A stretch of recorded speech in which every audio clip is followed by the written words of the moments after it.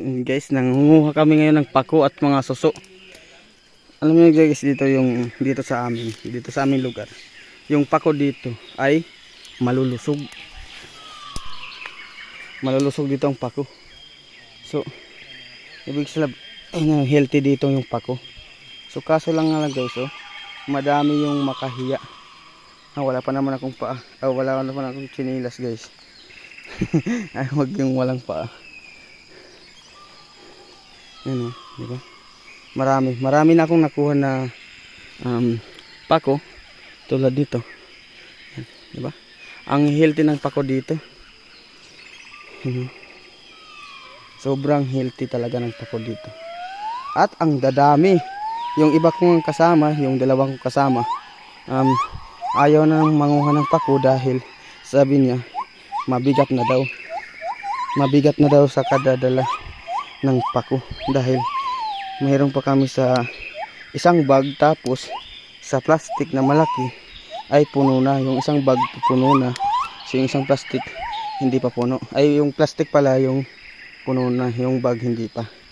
So sabi niya nabibigatan na daw siyang magdala, kaya ayaw na niya na manguha ng pako. So ako nangunguha pa rin. Tapos si Buhay Probinsya nandun sa sapa, nangunguha ng suso. Tingnan naman guys kung gaano. Tingnan nyo guys kung nasaan kami. O nasaan ako. Diba? Malayo to sa Kabiasnan. Malayo to sa barangay. Basta malayo to. Dinayo lang namin dahil gusto namin magkaulam mamayang gabi. So yun. Dayong dayo talaga kami. Ano? Sobrang laki na. Sabi. Iwan ko lang kung sa inyo din guys, merong ganitong mga pako na hindi tinanim. Iwan ko ba kung may nagtatanim na nito sa na pako. Pero dito sa amin, literal na tumubo lang talaga to. Tapos dumadami dahil sa malamig siguro na temperatura, dahil nga nandito sa gilid ng sapa or sa ilog. So yan, kaya ganito na kalalaki yung mga kanyang talbos.